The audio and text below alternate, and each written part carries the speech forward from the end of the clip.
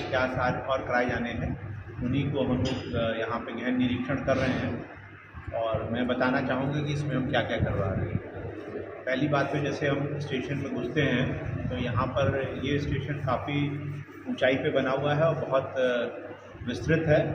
तो इसमें जो सर्कुलेटिंग एरिया है उसमें जो 4 बड़े बड़े पैचेस हैं उसमें हम पहले बार तो फेंसिंग करवा रहे हैं, उसके बाद ड्रिप इरिगेशन की व्यवस्था करा रहे हैं और उसमें पेड़ पौधे लैंडस्केपिंग करके बगीचा डेवलप कर रहे हैं। एक आपने देखा होगा कि स्टेशन से बाईं तरफ जो है पहले ही डेवलप किया जा चुका है, वो एक नॉन गवर्नमेंटल ऑर्गेनाइजेशन ने किया था जिसको हम अमृत भारत स्टेशन स्कीम के तहत करेंगे।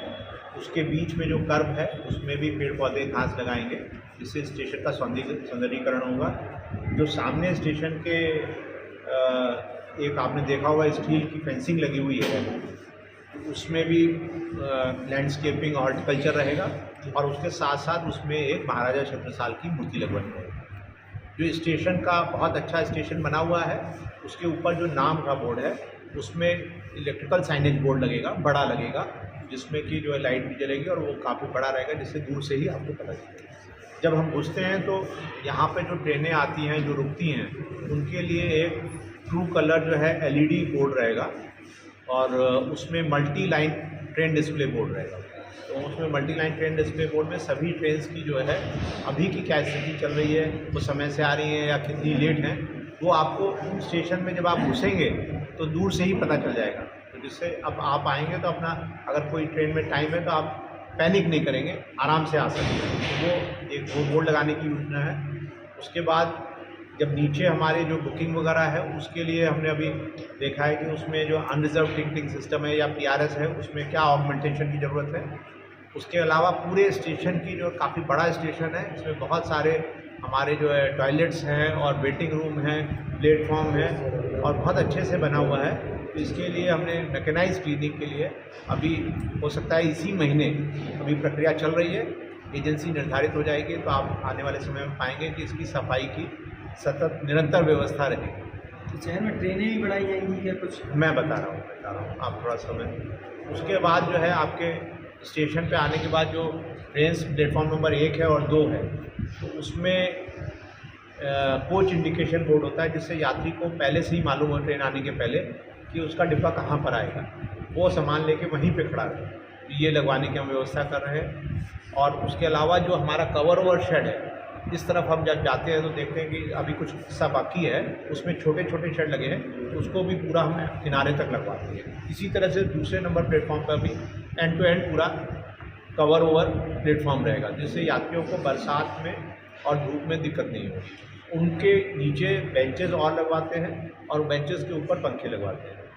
और उसके अलावा जो है अभी मैं और निरीक्षण भी करूँगा जितने भी हमारे वेटिंग रूम्स हैं इसमें और क्या चीज़ व्यवस्था है। ट्रेन डिस्प्ले बोर्ड रहेगा, TV रहेगी और उसके अलावा जो है अगर पैनल लाइटिंग की आवश्यकता होती है तो फॉल सीलिंग करके पैनल लाइटिंग और AC वगैरह की जो है व्यवस्था रहेगी। वाटर कूलर की अभी जो व्यवस्था है उसको और ऑगमेंट करेंगे क्योंकि यात्री बहुत हैं यहाँ पर, तो ठंडे पानी की व्यवस्था रहे, वाटर बूथ्स की व्यवस्था रहे। ये सारी चीज़ें जो है हम इसमें कर रहे हैं। जहाँ तक आपने कहा कि ट्रेन का जो रुकने का है पहले से बढ़ी हैं और कोच की संख्या इधर बढ़ी हुई है और जो भी यहाँ पे जनप्रतिनिधियों से जो सुझाव मिल रहे हैं वो उसको हम अपने मुख्यालय भेजते हैं। मुख्यालय से रेल मंत्रालय जाता है, रेल मंत्रालय से स्वीकृत हो रहे हैं और अभी हाल के समय में वो स्वीकृत होने शुरू हो गए जो स्टॉपेजेस जो है।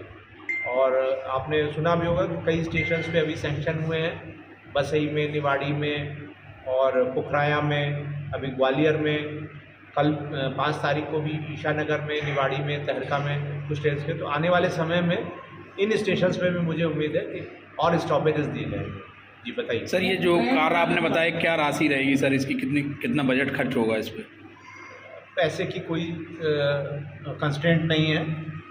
कंस्ट्रेंट ये है कि जो काम हम करें वो यात्रियों की सुविधाओं के लिए रहे, उपयोगी होना चाहिए और उसमें स्टेशन का सौंदर्यीकरण होना चाहिए, विजिबल इम्प्रूवमेंट दिखाई देना चाहिए, यात्रियों की सुविधाओं के लिए होना चाहिए और उसको हमें इसी मार्च 24 तक पूरा कर लेना। बजट तो कोई तय किया होगा सर, कितना खर्च करना है? नहीं, कोई ऐसा बजट नहीं है। स्टेशन टू स्टेशन इसीलिए हम जाके खुद निरीक्षण कर रहे हैं अपने अधिकारियों की टीम के साथ कि क्या क्या इस स्टेशन पर आवश्यकता है। हम स्वयं इसीलिए अभी हमने ललितपुर के स्टेशन का इंस्पेक्शन किया, ओरछा का किया, टीकमगढ़ का किया, अभी हम हरपालपुर का स्टेशन इंस्पेक्शन करके आ रहे हैं, आज फिर ये कर रहे हैं और आगे आने वाले समय में और भी स्टेशन इंस्पेक्शन करेंगे। हरपालपुर में सर क्या क्या?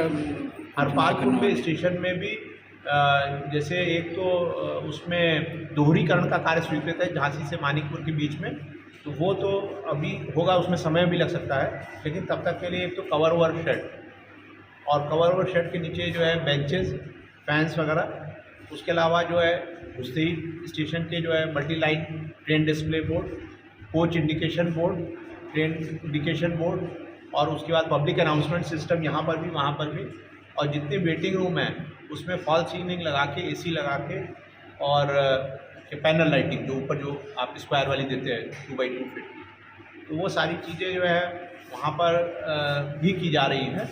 और आने वाले समय में जब दोहरीकरण होगा तो उसकी स्टेशन बिल्डिंग बनेगी, लेकिन उसमें समय है, इसलिए हम अभी जो एग्जिस्टिंग बिल्डिंग है उन्हीं में सब प्रोवाइड करेंगे। सर खजुराहो के लिए उसका जो है घुसने का जो station name board, signages board जितने भी प्लेटफॉर्म पे ये इस स्टेशन में उसमें भी, और उसके अलावा जो उसके दो हिस्से हैं वो दोनों के बीच की दीवार तोड़ के और उसमें एक इलेक्ट्रिकल ट्रांसफार्मर है और बिजली के खंभे हैं, उनको अंडरग्राउंड करा के बीच में ओवल शेप का एक गार्डन देंगे, तो वो उसका सर्कुलेटिंग एरिया भी देंगे। सर खजुराहो में जैसे पर्यटक बढ़ रहा है, कोविड के बाद से पर्यटकों की अच्छी संख्या पहुंच रही है, तो वहाँ के लिए क्या प्लानिंग करी है? नहीं, आपने अच्छा पूछा है। इसमें खजुराहो के लिए हम लोग पूरी प्लानिंग कर रहे हैं। हमने एक कंसल्टेंट नियुक्त किया हुआ है और वो कंसल्टेंट हमें अपने सुझाव ला के दे रहे हैं। सभी स्टेक होल्डर से हम उसको कंसल्ट कर रहे हैं और उसका स्टेशन का पुनर्विकास चल रहा है। तो उसमें स्टेशन के पुनर्विकास में हम उसमें 36 मीटर का एक एयर कॉन्कोर्स बनाएंगे, वो पूरी लाइनों पे चौड़ा रहेगा। ऊपर उसमें जैसे पैसेंजर्स की बैठने की जगह रहेगी, फूड कोर्ट रहेगा और भी सारी सुविधाएं जो है उसमें रहेंगी। नीचे ऑफिसेज रहेंगे। प्लेटफॉर्म पे जब ट्रेन आएगी तो कॉन्कोर्स से उतर के लोग प्लेटफॉर्म पे आएंगे और एक अराइवल का अलग एफओबी रहेगा, एक डिपार्चर का एफओबी, जैसे आप एयरपोर्ट वगैरह में देखते हैं सेपरेट उसी तरह से रहेगा। और उसके साथ साथ स्टेशन के शुरू में डिटेल रहेगा, उसकी लैंडस्केपिंग रहेगी और वो आप देखेंगे एकदम पूरा ही अलग मतलब लुक चेंज हो जाएगा और यात्रियों के लिए सुविधाजनक भी होगा और स्टेशन बहुत ही अच्छे से बनाया जाएगा। तो ये वहाँ का सर कब तक का प्लानिंग करके रखी, कब तक कंप्लीट हो जाएगा कार्य? नहीं, उसमें ऐसा है कि अभी कंसल्टेंसी चल रही है और कंसल्टेंसी पे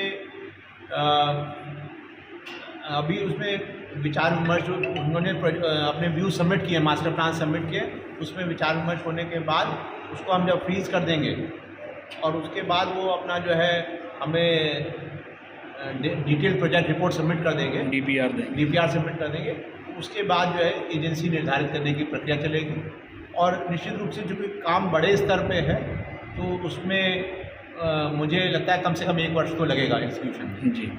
और सर जैसे वंदे भारत ट्रेन वहाँ चलना है तो कब तक क्या कोई प्लानिंग? नहीं, उसके बारे में मैं कुछ नहीं बता सकता। रास्ते चलाने का वो रेल मंत्रालय से होता है, उनकी क्या प्लानिंग है। बोर्ड पे गए थे खजुराहो में पिछले साल। नहीं, वो आप ठीक कह रहे हैं, लेकिन वो मैं नहीं आपको बता पाऊंगा कि कब चलने वाली है।